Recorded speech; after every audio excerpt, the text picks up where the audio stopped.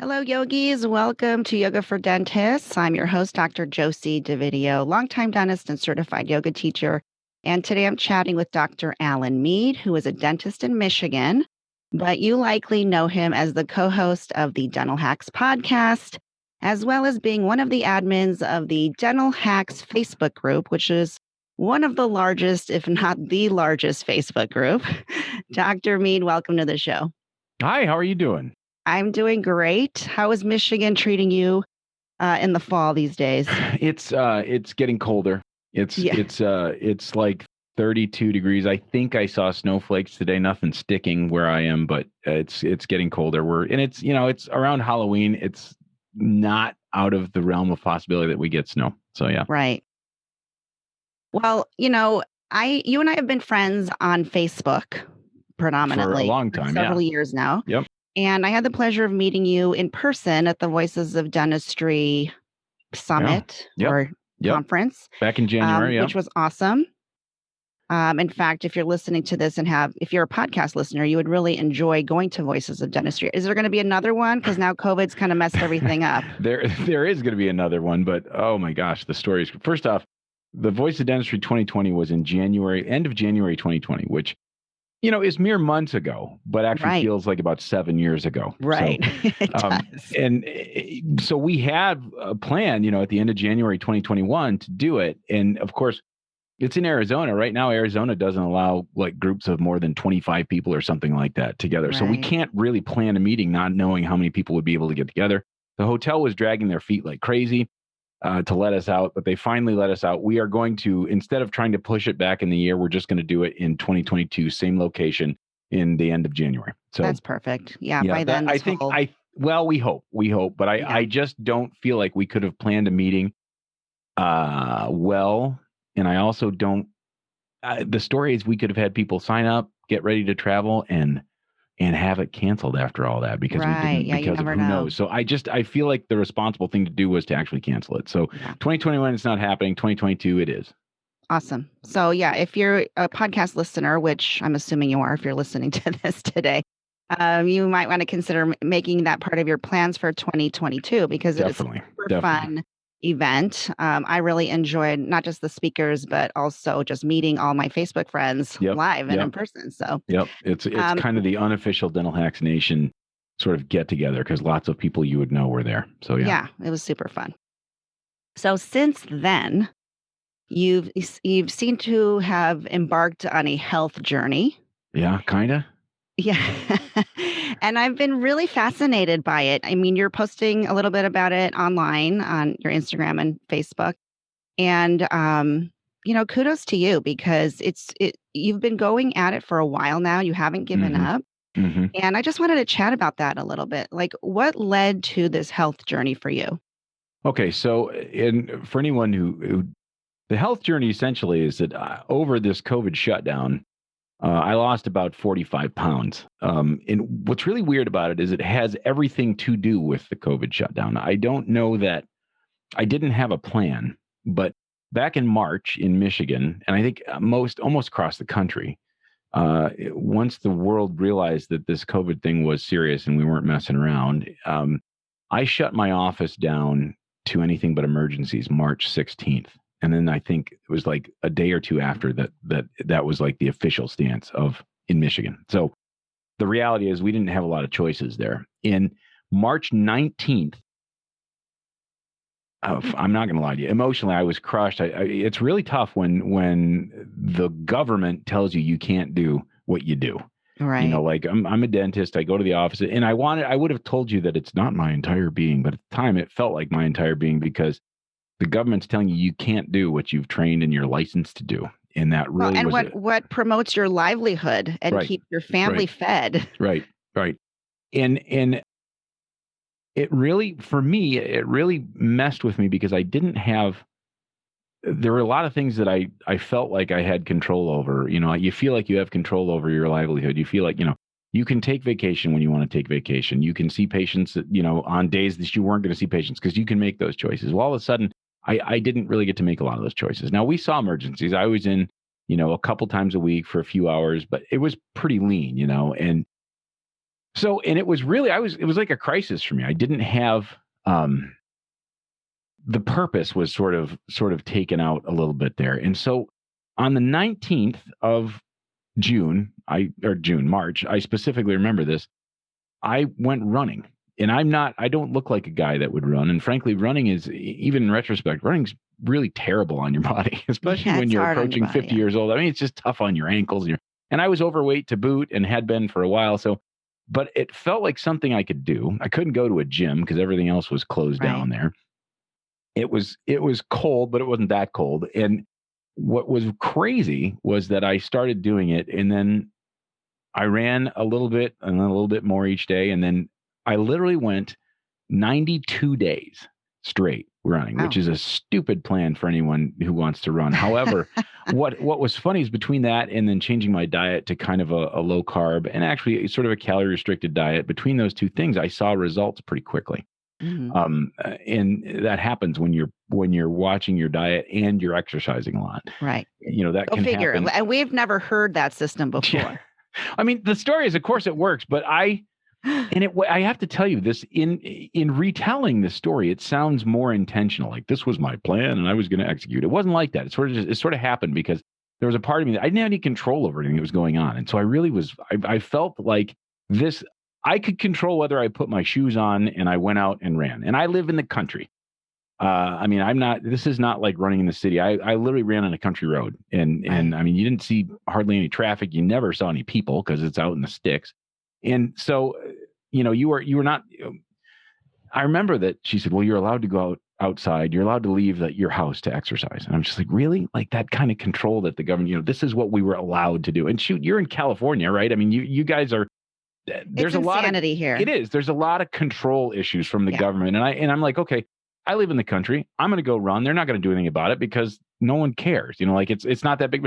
So I did this for 92 days straight. And I have a Garmin watch in a Garmin app. And so I would literally just kind of track my running that way. And what I thought that, I didn't know what was good or bad, but what was really funny is it has a calendar that shows you the days that you exercised. And all of a sudden, after a couple of weeks, I'm like, I like the way that calendar looks, where Right. there's stuff filled in on it. And so I kept wanting to fill in on it. Soon enough, I had a month, and then I had like 2 months. And then, so like I said, 92 days. But after the 92nd day, my ankle was messed up enough.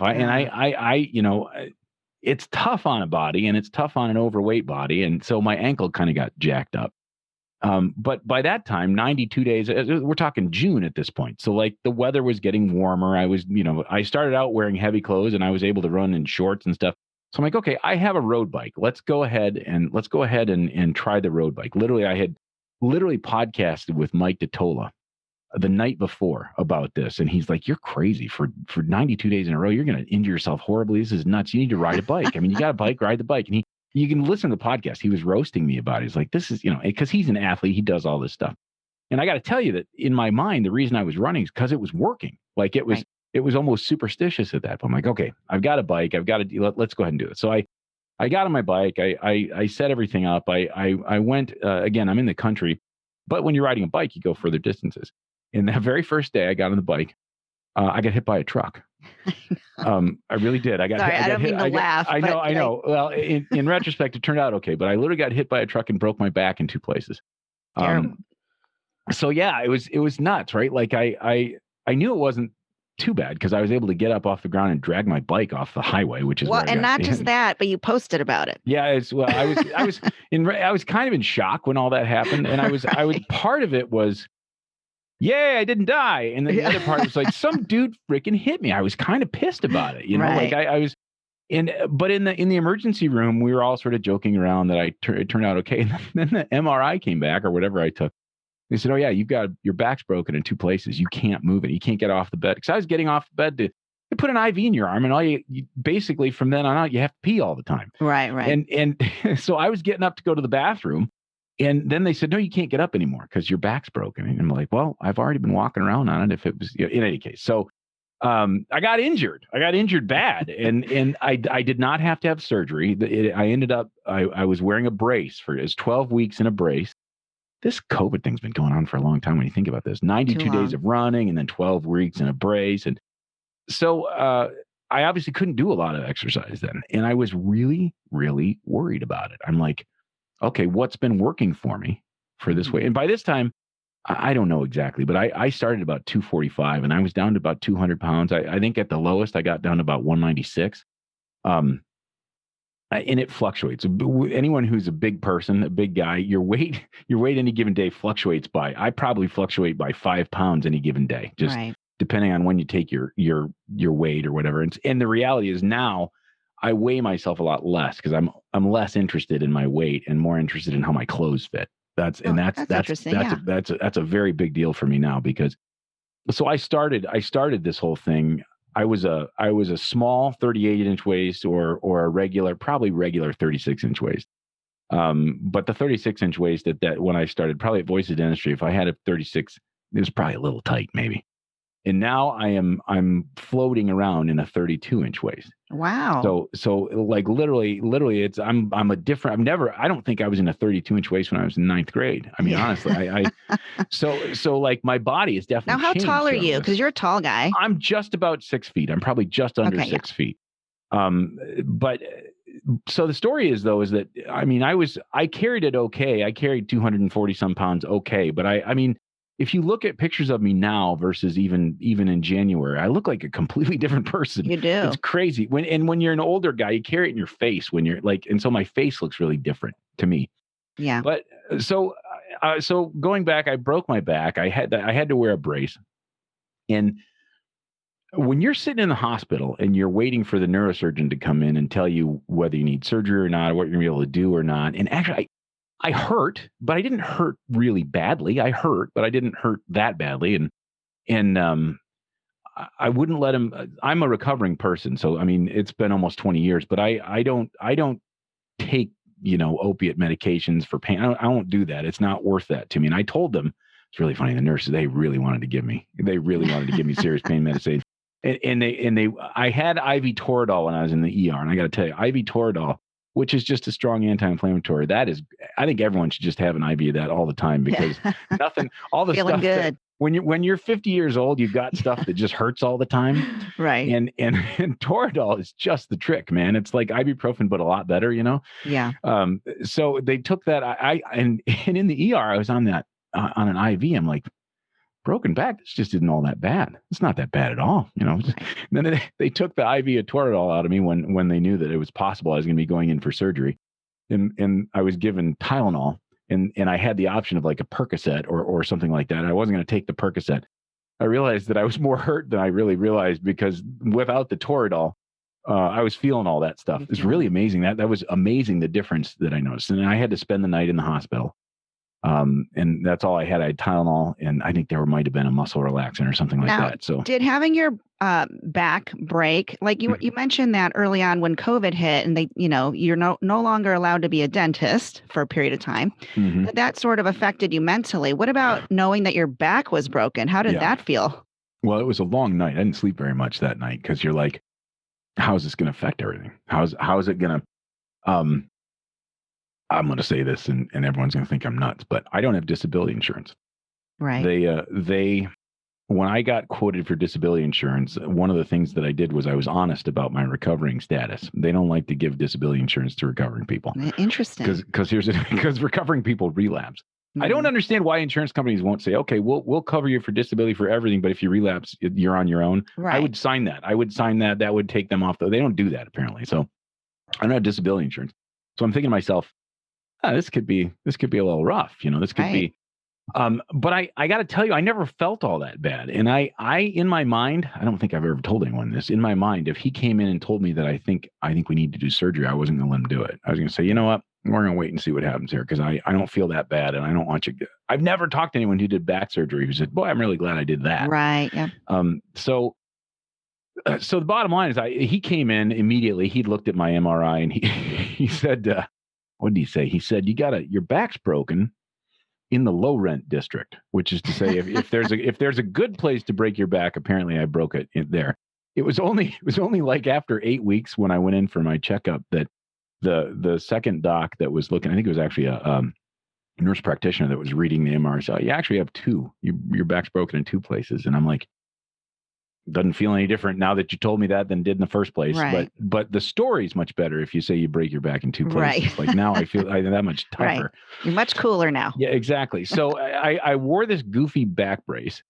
Um, and I got to tell you, it made a big difference, particularly right off the bat. I mean, I wasn't moving very fast anywhere, but I also was covered in road rash too. Like that. I mean, Right. like when you get hit by a truck, your back Yeah. breaks, yes, but you also got scraped all along the Yeah. pavement. So I had more pain from that than I did from my back the whole time. Like my back was never too awful bad.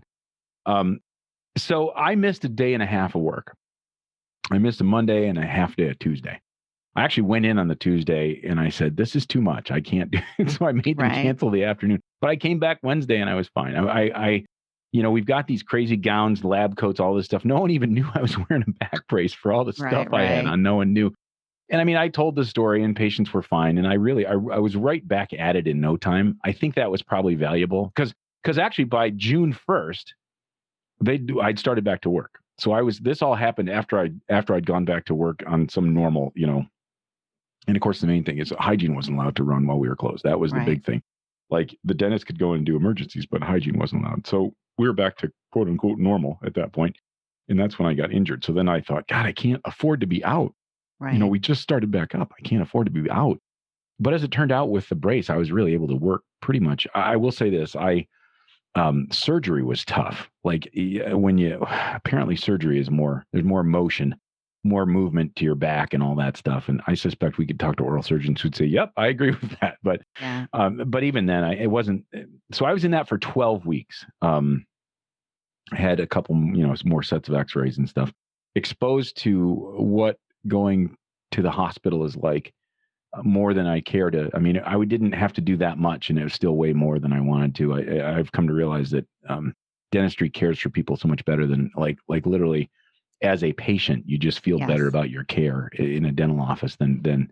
And also, we're way cleaner. You'd think the I hospital, but agree. we I are way agree. cleaner. Like it sort of makes me laugh that they're worried about shutting a dental office down. Our asepsis is second to none. Unbelievable. And it was that way before COVID Yes, hit. it was. We didn't have to change very much. We were already doing all that stuff. It's Right. crazy to me.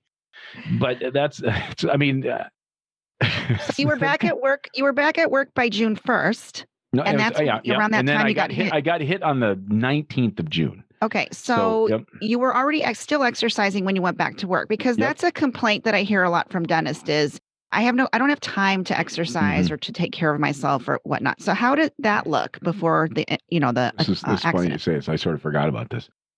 I ran at lunch because I wasn't not going to do it, and that was the only time I knew for sure I was going to be able to do it.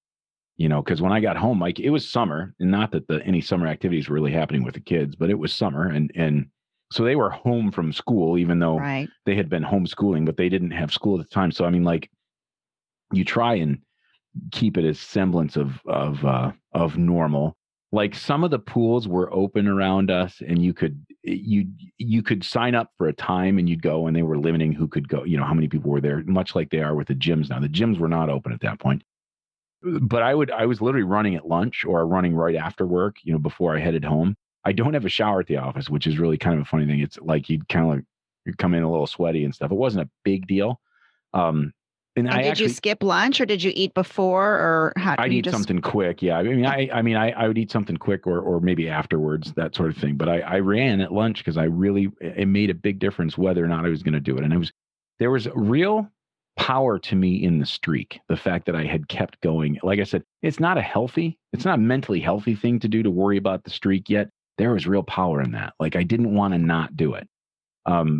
So I did it, and it was, it continued to work for me. I mean, I knew, first off, running is great, but it's not strength training. It's basically cardio and beating your joints up. That's essentially what it is. It's like, when I got hit and I couldn't run, I was obsessed with what am I going to do for exercise? Because my thought process was, I can't do what I was doing.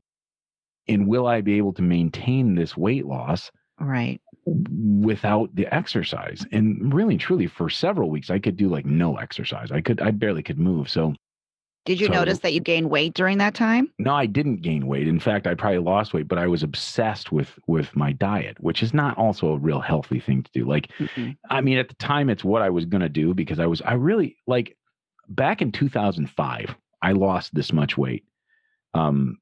And I gained it all back. And it was a matter of like, I knew I could lose it, but I also, I was exercising like a madman back then, injured myself. I was a pulled hamstring or some stupid thing like that. And I lost it and just went right back to normal and gained it all back. So I know that that's a reality. And so I told myself this time, I'm like, look, I really appreciate the weight loss. I like everything that's happening with this.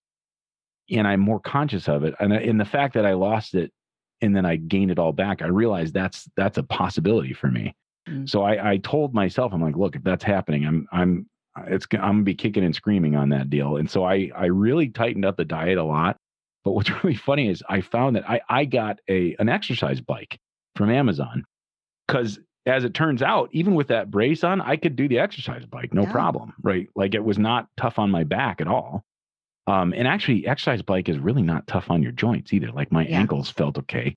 And on an exercise bike, I've never been hit by a truck. So there's that, like bonus. Yeah. all of the benefits of a bicycle without getting hit by a truck. So I did that for a good while when I was able to do that. But I wasn't like obsessed with the exercise bike at home. Literally, it's on our front porch. And so I'd go out, I would take my iPad out there and like watch shows or whatever, because the exercise bike is really boring. It's like really boring. And so it's hard to, but it can get you the results. I mean, you get your heart rate up and so the exercise keeps going. So that's what I did, even through wearing the brace, really, really tightened up on the diet a lot.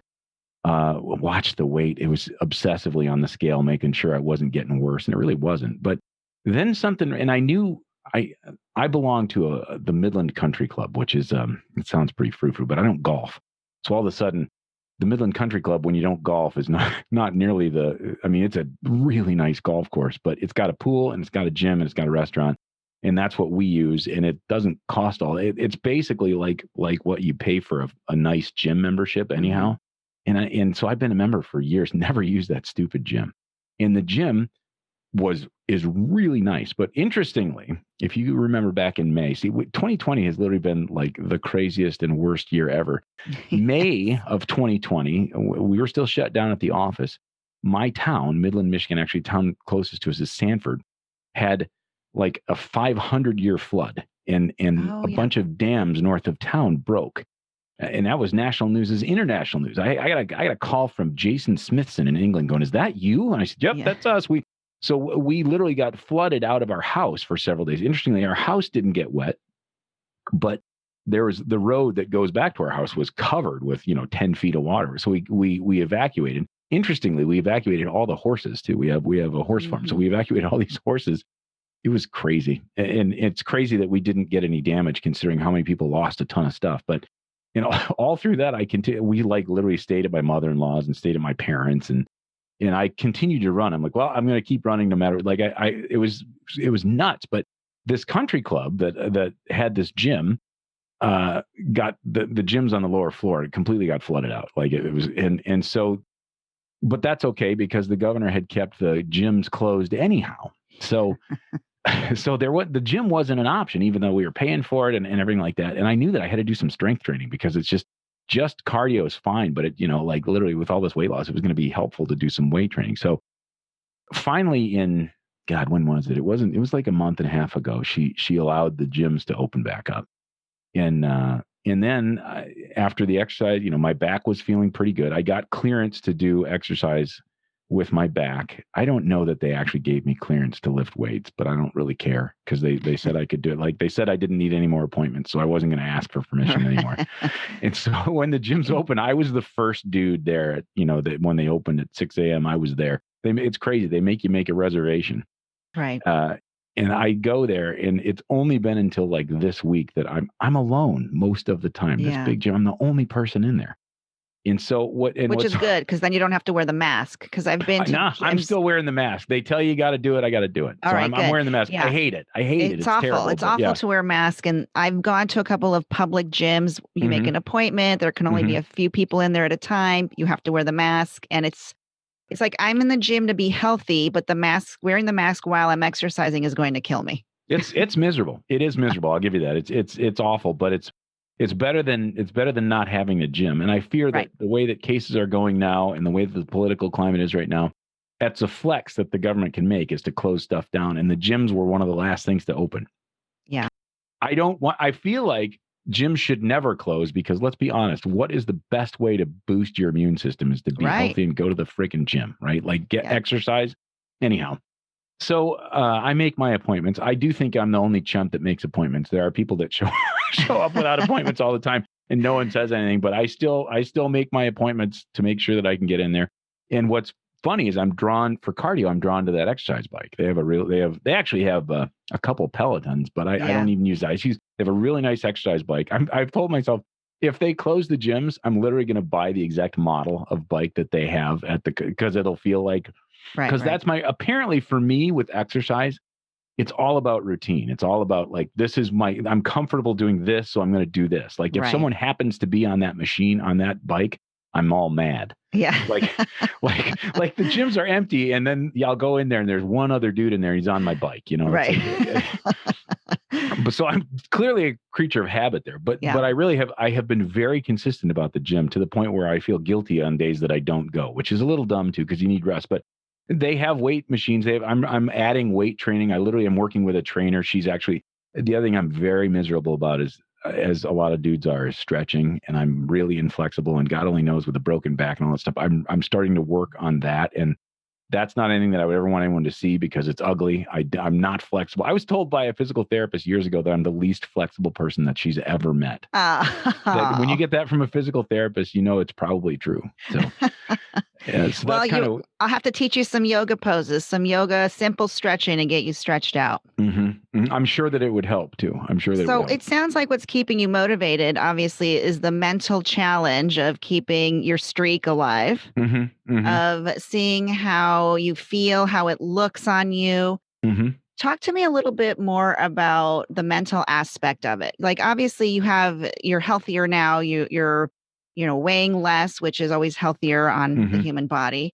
I'm assuming that's changed any medical issues that Yeah. you've Well, dealt with. I'm a type 2 diabetic for one thing, and what's really been cool about this it's sort of funny. It reminds me of when I got out of drug and alcohol treatment. I was on a contract for several years. When you're a healthcare provider, they really monitor you closely, and as it turned out, when you're doing all the right things, the contract just takes care of itself. When you're doing what you're supposed to do, it's not the contract is just checking the boxes, and this is exactly what's happened with diabetes management. You lose 45 pounds and all of a sudden, like literally I was having troubles where my blood sugar would go really low and I never had that problem. Wow. And what it is I'm just not as diabetic as I used to be. So the medication load that I had, it was too much. I was literally like getting rid of too much blood sugar. Which is a great thing. So I was literally last week, they took my A1C and it's 5.6. So I mean, like on medication, I essentially am not diabetic. So I'm very well controlled now.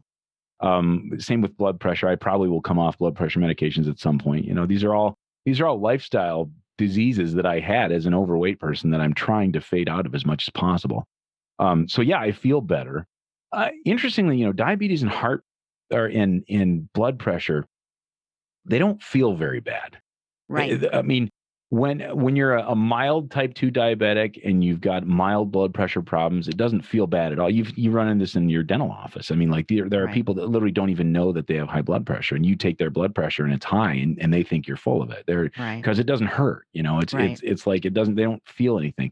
So on some level, those lifestyle things, it's a little embarrassing to admit to people that you're type 2 diabetic because that's easy to judge at someone. You're not taking care of yourself. And I kind of wasn't, my diet wasn't good. I wasn't exercising, but the reality is that it's a background thing. So your health is like, it's easy to ignore the taking care of it because it doesn't hurt. Right. I was really good about taking medications that I was prescribed. So I was controlling it pretty well, but this is better. I mean, like weighing a lot less and having a level of fitness is much better. And so I may end up coming off all the medications at some point. We'll see. But That's awesome. So that's been a big thing. But what's really weird, the mental thing, 2020 has been awful. I mean, everyone, it's a terrible year, just the worst. And the political situation is awful. And I just don't even want to pay attention to any of it. And social media is just a garbage fire constantly. Right. And yet I'm still there. I mean, as a podcaster and, we have a big, it's literally the exercise stuff has been about I have control over one thing, and that's what I do. And Right. so the consistency there has made a huge difference for me. Just made a huge difference. Like mentally, there's not much I have control over, but I can do this. I can do this for myself. I mean, I know I can do good things just by doing this. And so it's been a huge change that way. It really has. For all the stuff that we don't have control over, we do kind of have control over that. And that's kind of where I've walked away with mentally. I'm definitely doing better because of that. Now, I know that you are always involved, always dabbling in other projects. And do you find yourself now that mentally, because you're in a better place, do you feel Mhm. more focused? Do you feel like you have more bandwidth? Do you feel like you want to take on more, which is tricky because then you can end up getting overwhelmed again if you take on too much? Yeah, I have a problem with constantly looking for other projects. It's something that I've always had. Like everything I think about would make a great podcast, and so you almost have to be um Selective, yeah. yeah, like Howard Ferran is sort of famous for this. He's an idea guy. Mhm. But if it came down to him to execute everything, it wouldn't happen. And so he Right. has good people around him that help execute it. I don't have that many good people around me to help me execute it. So a lot of times if I can't execute it, if I don't make the time for it, it's not going to happen, and it makes me feel bad. So I have to decide what's worth chasing after, and I Right. struggle with it every day. I mean, I've got 10 different projects that I would love to do, including. I mean, most of them because I do so much podcasting. It sort of focuses into that direction because I already know how to do that, and I'm pretty good at that. So this would make a great, X would make a great podcast. But I've only got so much time, and I Right. and the reality is it's easy to get burned out doing that stuff. So you have One to of the you projects that balance it. you are involved in that I love is your podcast with Don Kulongowski, the Mhm, Stress mhm, Management for Professionals podcast. mhm. It's a lot of great information. Specifically, I mean, you guys talk about different professions, not just dentistry, but obviously you're Yeah. both dentists, so that's Yep. super helpful for Yep. dental listeners. Tell us a little bit more about that. So Dawn's always been on the Dental Hacks. Like she was probably on the first episode of the Dental Hacks. She's been on a bunch of times as a guest, and I've known her from Dental Town for God knows how long. I mean, early 2000s basically. And what's funny on Dental Town, I didn't realize she practices an hour away from me. So Mhm. we're both in Michigan, and I didn't like when I would hear her or read her stuff on Dental Town. I never knew that she was close by. It's kind of crazy, but I'd known her for a long time. We've been friends for a long time, and she has this teaching thing where she teaches meditation. She just takes this very seriously. To be honest, she is a dentist, yes, but I think her passion is there. Mhm. But also, I think we both realized that there was a place for a podcast here, and I'm like, why? And the other thing is, since I'm a recovering addict and I talk about it a lot on the podcast, it seemed like a really good fit to talk about her meditation teaching, which has a lot to do with stress management, has a lot to do with mental health stuff. And then my background with addiction, I used to be the chairman of the Michigan Dental Association committee that helped dentists and dental team members with addiction stuff and mental health stuff. So, I mean, like I have a background in that too. But what's nice about this is something that's free, easy to listen to in your commute. And we had chemistry because we've known each other forever. So it kind of made sense. So I remember when the first few episodes we recorded in her office, like just one long day of recording face to face. So I remember when we recorded that, we weren't sure what was going to happen, but you could tell at the end of the day this was going to work out fine. So we recorded a couple episodes live and in person, and now we do it like you and I are. We do it sort of remotely. And she was at the Voice of Dentistry as well, and recorded some episodes there. It's just basically we talk a lot about issues that professionals run into that no one wants to talk about. That's the thing I like about it. It's the stuff that needs to get talked about that people don't want to talk about. Right. That's what I've noticed. So it's good. It's a good podcast. It probably doesn't get the traffic that some of the other stuff does, but the reality is like the people who hear it are seeking it out, and and they've got a great Facebook group. The Stress Management for Professionals Facebook group is amazing. Yeah, and the podcast is called The Peaceful Practice, correct? Peaceful Practice Podcast, because that's her coaching business, the Peaceful Practice. Yeah, awesome. Well, Alan, thank you so much for joining me today and for Yeah. sharing your health journey with our listeners. And like I said, I've been watching it and I've just been so impressed with your fortitude and with your, sticking with the motivation to get yourself healthy. And, I guess that's one of the blessings of COVID, right? That Yeah. you were Yeah. kind of forced It is. to reevaluate those things. It is weird because I wonder if COVID had not happened, if I would have done that. I don't even know. I kind of think I wouldn't have, because I had a lot of time. Like a lot of people say, well, I came out of COVID and I gained a bunch of weight. I'm like, I came out of COVID and I did the opposite. And Right. I wasn't super intentional at the time, but I wonder if it would have happened if we hadn't had that break. It's kind of crazy. Yeah. Which speaks volumes to making space in your life Mm-hmm. so that you can think about things and reevaluate your life and see if there's anything that could benefit you that you're not already doing. Definitely. So Definitely. thank you so much for coming out to the show today. Friends, listeners, if you'd like to catch up with Dr. Alan Mead, of course, you can find him on Dental Hacks in the Facebook group. You can find him in the Stress Management for Professionals Facebook group. And as the podcast, one of my favorite podcasters, by the way, on Dental Hacks and The Peaceful Practice. Excellent. Thank you very much.